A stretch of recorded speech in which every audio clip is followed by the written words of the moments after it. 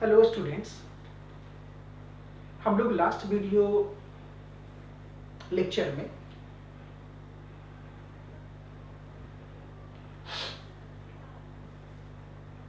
और last video lecture तक हम लोगों ने फॉर्मल चार्ज ये सभी सारी आपने hybridisation,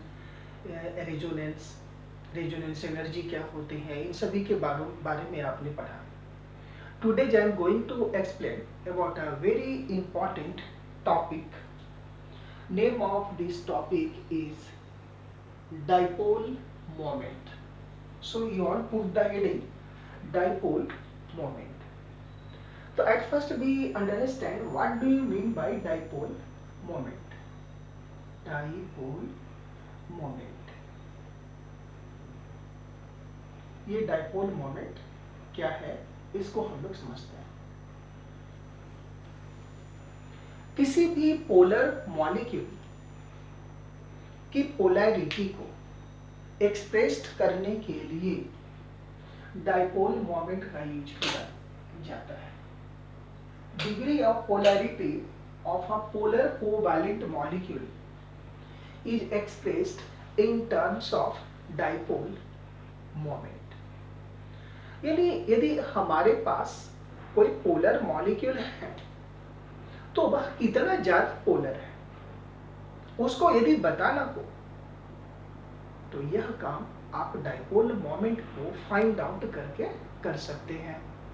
it means the dipole moment is used to express the degree of a polarity of a polar covalent molecule. यानी किसी भी पोलर कोवैलेंट मॉलिक्यूल की डिग्री ऑफ पोलैरिटी को एक्सप्रेस करने के लिए जिस टर्म का यूज किया जाता है उसे ही डाइपोल मोमेंट कहते हैं.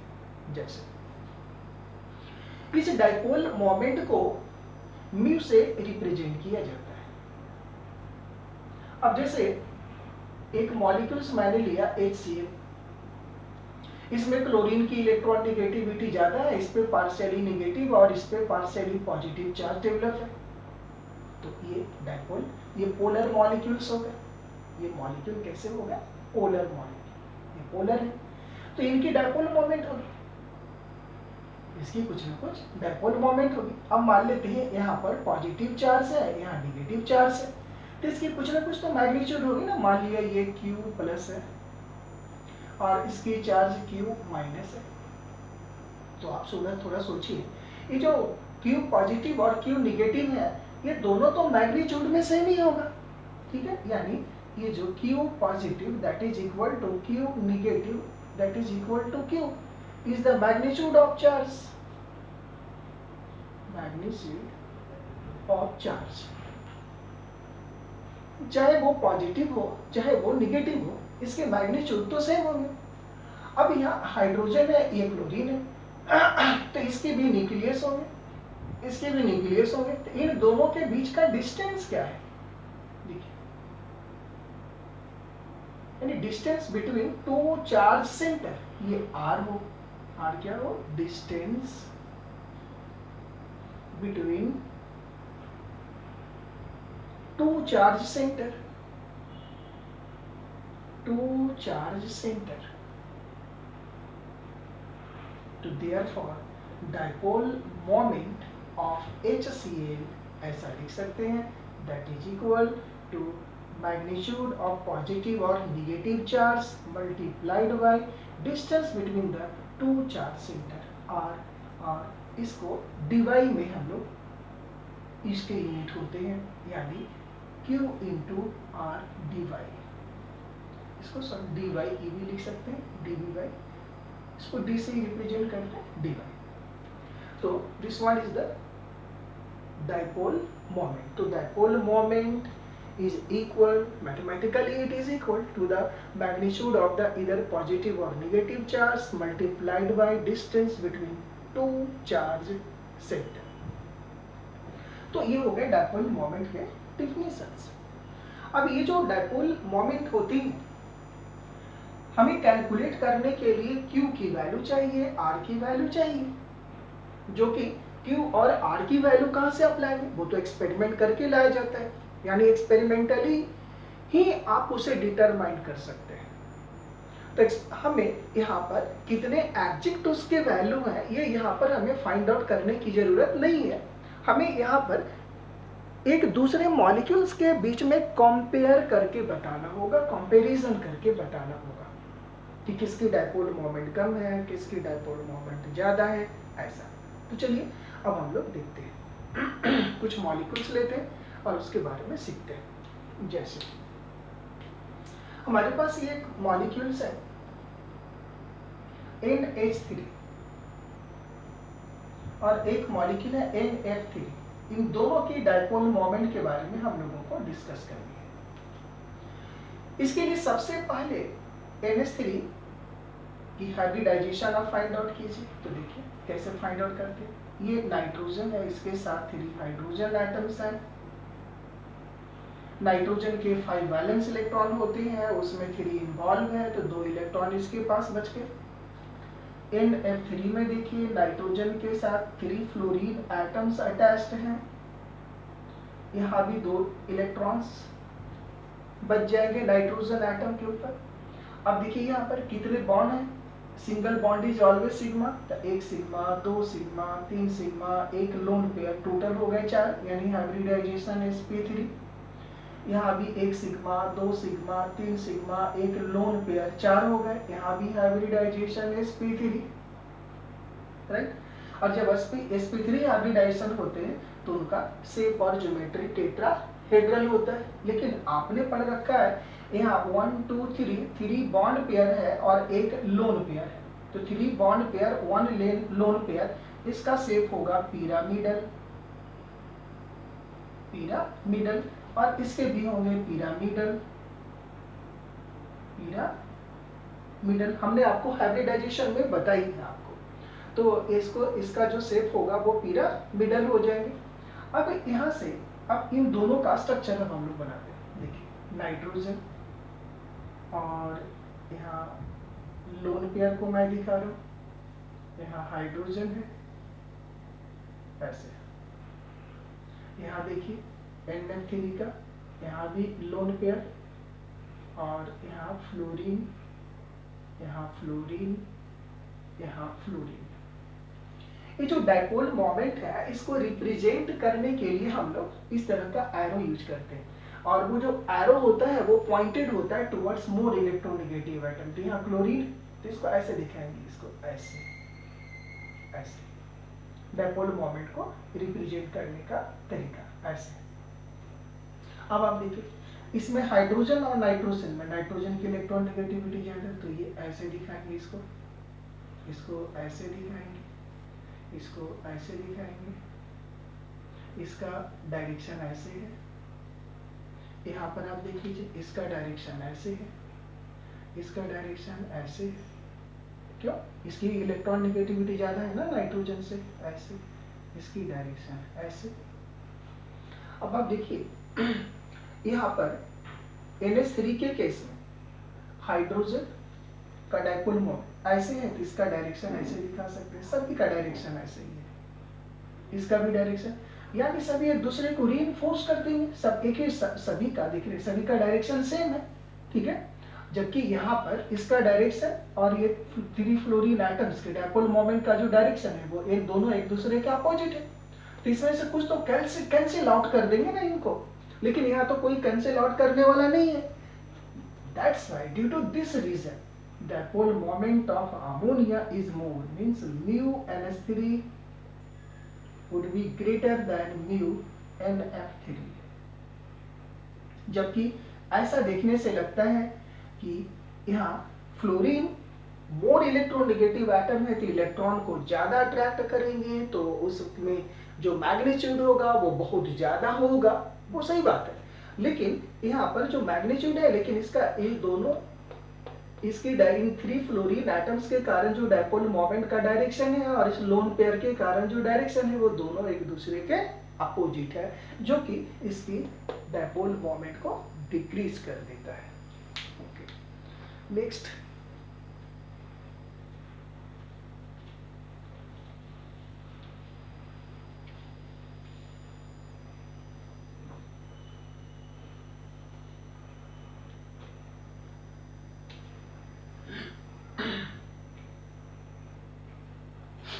BF3 मॉलिक्यूल्स, इसकी डाइपोल मोमेंट देखते हैं। BF3 बोरोन ट्राइफ्लोराइड, इसका पहले आप स्ट्रक्चर बना लीजिए, हाइब्रिडाइजेशन आप फाइंड आउट कर लीजिए। BF3 1 सिग्मा 2 सिग्मा 3 सिग्मा यानी sp2 यानी ट्रिगोनल और ट्रायंगुलर, इसको ट्रायंगुलर आप बना लीजिए, इसको ऐसे आप ट्रायंगल के शेप में आप इसको लिखिए। बी यहाँ एफ है, इसको आप इस तरह दिखा सकते हैं ऐसे। तो ये BF3 हो गया। अब ये जो BF3 है यहाँ से, अब इसमें इसकी डाइपोल मोमेंट निकालने, तो देखिए इसका डायरेक्शन इस तरह दिखाएंगे, इस फ्लोरीन के ऐसा, इसको ऐसा दिखाएंगे। अब आप देखिए इन दोनों का जो रिजल्टेंट है उसका डायरेक्शन ये है आर, इसका डायरेक्शन ये थर्ड जो फ्लोरीन एटम है उसके डाइपोल मोमेंट के जस्ट अपोजिट है, तो ये दोनों कैंसिल कर लिए। अब इन दोनों के कारण जो डाइपोल मोमेंट होंगे वो इसको कैंसिल कर लेंगे, ये दोनों के कारण होंगे वो इसको कैंसिल कर लेंगे, रिजल्टिंग डाइपोल मोमेंट इज 0।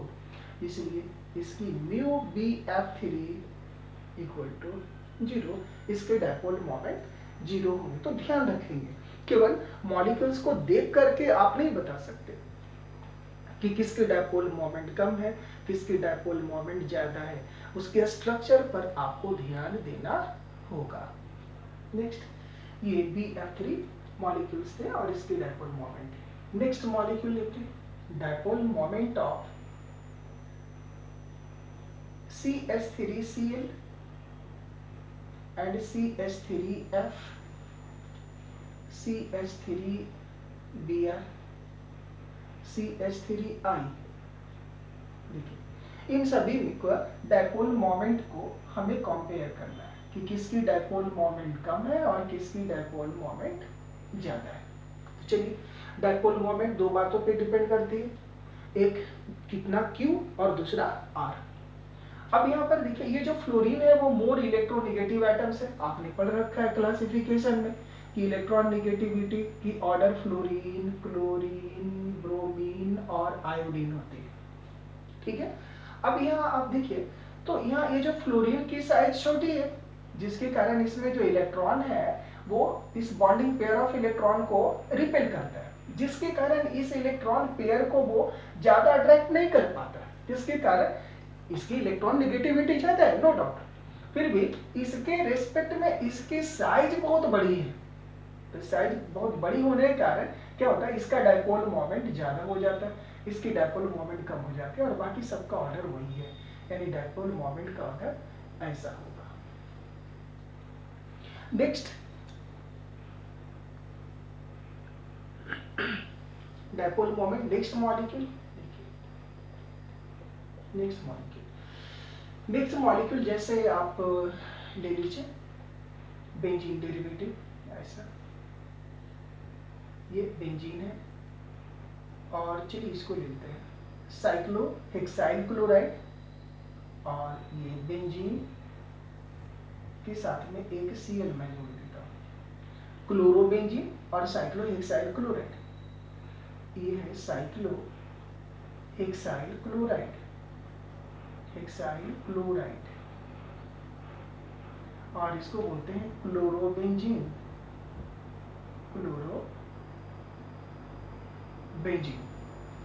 अब यहाँ पर इन दोनों में किसकी डाइपोल मोमेंट ज्यादा है, तो डाइपोल मोमेंट इसकी ज्यादा होती है इससे, ऐसा। अब ऐसा क्यों होता है उसको देखिए, हमने आपको बताया था कि बेंजीन रिंग से जो ग्रुप अटैच्ड होते हैं वो बहुत दो तरह के होते हैं, एक एक्टिवेटिंग होते हैं और दूसरे डीएक्टिवेटिंग ग्रुप होते हैं। तो जब ये एक्टिवेटिंग ग्रुप है तो ये क्या होता है कि ये इलेक्ट्रॉन्स को अट्रैक्ट कर लेता है, बेंजीन रिंग को पुश करता है, और ये बॉन्ड डबल बॉन्ड नेचर का होता है। तो जब ये बॉन्ड डबल बॉन्ड नेचर का होता है, डबल बॉन्ड नेचर, ये डबल बॉन्ड नेचर का ये बॉन्ड हो जाता है, तो ये जो C और Cl की बॉन्ड डिस्टेंस है वो घट जाती है, यानी ऐसा कह सकते हैं CCl बॉन्ड डिस्टेंस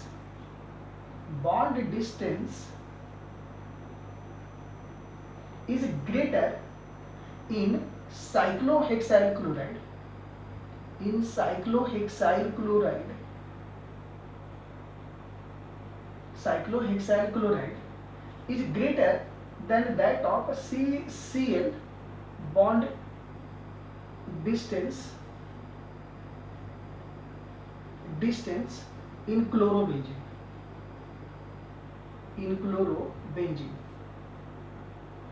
जबकि इलेक्ट्रॉन निगेटिविटी तो दोनों की सेम ही है, तो जो चार्ज जो डेवलप होगा वो तो सेम होगा। यानी यहाँ जो हमारा डिटरमाइन करने वाला जो फैक्टर होगा वो होगा डिस्टेंस, और डिस्टेंस इन दोनों में देख रहे हैं तो इसमें डिस्टेंस कम है, इसमें डिस्टेंस ज्यादा है, क्योंकि वैल्यू तो ऑलमोस्ट सेम ही होगी, यानी इसकी डायपोल मोमेंट ज्यादा होगी, इसकी डायपोल मोमेंट कम होगी। तो इस तरह से आप ध्यान रखेंगे इन सारी बातों को।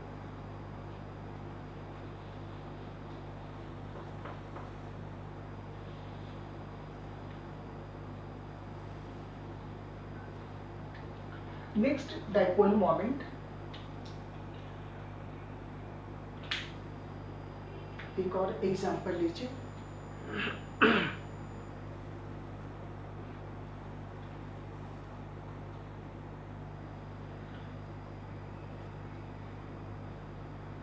हमें ये बताना है कि इन सभी मॉलिक्यूल में डायपोल मोमेंट किसकी अधिक है और किसकी कम है, अरेंज करनी है। मान लेते हैं यहाँ Cl है और यहाँ भी Cl है, दूसरे मॉलिक्यूल है ऐसा,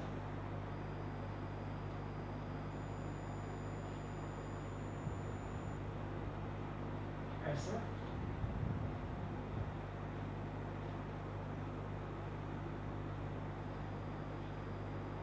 ये ऐसा और ये ऐसा, और यहाँ सभी की इसको मान लेता हूँ मैं, ये A है, ये B है और ये C है, और आपको बताना है कि इन सभी में किसकी डायपोल मोमेंट कम है और किसकी डायपोल मोमेंट ज्यादा है। ये आपको अरेंज करने के लिए भी हो सकता है। Arrange the following according to increasing और decreasing order of their dipole moment, ऐसे भी हो सकते हैं आपको। तो चलिए इस क्वेश्चन को देखते हैं। तो आप देखिए कि इस बेंजीन रिंग से दो ग्रुप अटैच्ड है। अब ये दोनों ग्रुप सेम है या डिफरेंट है, तो आप देखकर बताएंगे कि सर दोनों तो सेम है, ठीक है, लेकिन भाई इससे आप बचकर रहेंगे। ये दोनों ग्रुप सेम है या डिफरेंट है, इसको ऐसे देखकर नहीं हमें पता लगाना है कि वो सर दोनों एक ही है इसलिए सेम है। नहीं नहीं नहीं, दोनों का नेचर आपको देखना है। जैसे एक बात मैं ये भी करूँ, यहाँ पर मैं OCH3 जोड़ दूँ Cl को हटाकर, तो भी दोनों सेम है। यानी हमको दोनों सेम का मतलब ये देखना है कि दोनों एक ही जैसा है या नहीं है, ऐसा नहीं देखना, हमें ये देखना है कि दोनों का नेचर कैसा है। अब नेचर कैसे होता है, बेंजीन ग्रुप से, बेंजीन के कार्बन से जो रिंग जो एटम अटैच्ड होते हैं और ग्रुप ऑफ एटम अटैच्ड होते हैं, डायरेक्टली जो एटम अटैच्ड होता है वो दो तरह का हो सकता है, एक्टिवेटिंग हो सकता है या डीएक्टिवेटिंग हो सकता है। तो ये देखना है कि उसके नेचर दोनों का सेम है या नहीं है। ये नहीं देखना है कि दोनों एटम सेम है या नहीं है, ऐसा नहीं देखना है। तो यहाँ पर क्या है, दोनों का दोनों both are activating, both are activating, दोनों एक्टिवेटिंग ग्रुप है। तो जब दोनों एक्टिवेटिंग ग्रुप है तो इस सिचुएशन में जो म्यू का वैल्यू होता है, डायपोल मोमेंट जो आप निकालेंगे तो वह क्या होगा, ऐसा होगा, root under μ1 square plus μ2 square plus 2 μ1 into μ2, ठीक है, इंटू कॉस थीटा, ऐसा। अब ये थीटा क्या है, इसको देखिए, यहाँ सेंटर मानिए, इसको आप ऐसे और ऐसे मिला दीजिए, ये जो बॉन्ड एंगल है वो है थीटा। अब एक के कारण डायपोल मोमेंट μ1 मानिए, दूसरे के कारण डायपोल मोमेंट μ2 मानिए, ठीक है। तो μ1 μ2 μ1 μ2 cos थीटा। अब देखिए ये सभी, इसकी वैल्यू तो सभी के लिए सेम ही आएगी।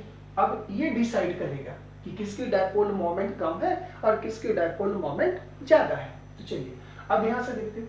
तो cos थीटा आपको पता है, cos थीटा, ये थीटा क्या होता है, एंगल, और थीटा की वैल्यू 0 डिग्री, 30 डिग्री, ठीक है, 45 डिग्री, 60 डिग्री, 90 डिग्री, बताइए तो क्या होते हैं?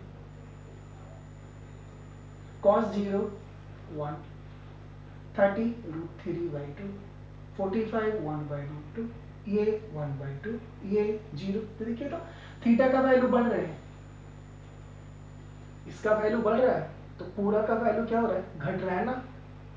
वजह इस वजह, यानी इस सिचुएशन में म्यू जो होगा दैट इज प्रोपोर्शनल तो थीटा की वैल्यू से, और थीटा की वैल्यू ज्यादा यानी म्यू की वैल्यू कम, यानी म्यू प्रोपोर्शनल 1/थीटा। थीटा की वैल्यू जितनी अधिक होगी म्यू का वैल्यू उतना कम होगा, डाइपोल मोमेंट उतना कम होगा।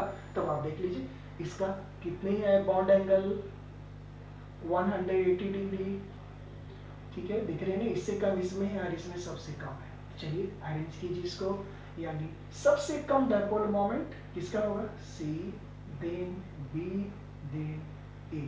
तो ये है डाइपोल मोमेंट का ऑर्डर। नेक्स्ट यदि ये दोनों ग्रुप सेम नहीं हो यानी अपोजिट हो, उनके नेचर अपोजिट हो, तो उसकी डाइपोल मोमेंट क्या होगी उसको देखते हैं। तो जब इसकी नेचर अपोजिट हो, ठीक है, तो if both the group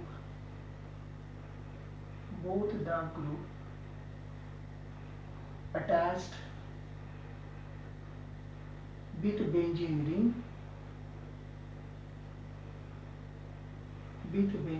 ring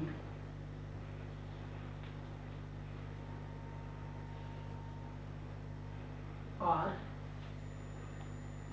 of opposite nature. Opposite nature का मतलब एक एक्टिवेटिंग है तो दूसरा डीएक्टिवेटिंग है, तो उस सिचुएशन में mu is directly proportional to theta, ऐसा। तो ये दो आपको कंडीशंस आपको ये दो याद रखने हैं। इक्वेशन 2, जब बेंजीन रिंग से कोई भी ग्रुप अटैच्ड हो, दो ग्रुप अटैच्ड हो और दोनों की नेचर सेम हो, तब होगा म्यू प्रोपोर्शनल 1/थीटा। और जब दोनों ग्रुप जो कि बेंजीन रिंग से अटैच्ड है उसकी नेचर अपोजिट हो, यानी एक एक्टिवेटिंग हो दूसरा डीएक्टिवेटिंग हो, तो सिचुएशंस में उनकी जो डाइपोल मोमेंट होगा दोनों एक दूसरे के दोनों वह थीटा के डायरेक्टली प्रोपोर्शनल होगा। तो इस वीडियो लेक्चर में आपने सीखा कि डाइपोल मोमेंट को आप कैसे फाइंड आउट कर सकते हैं।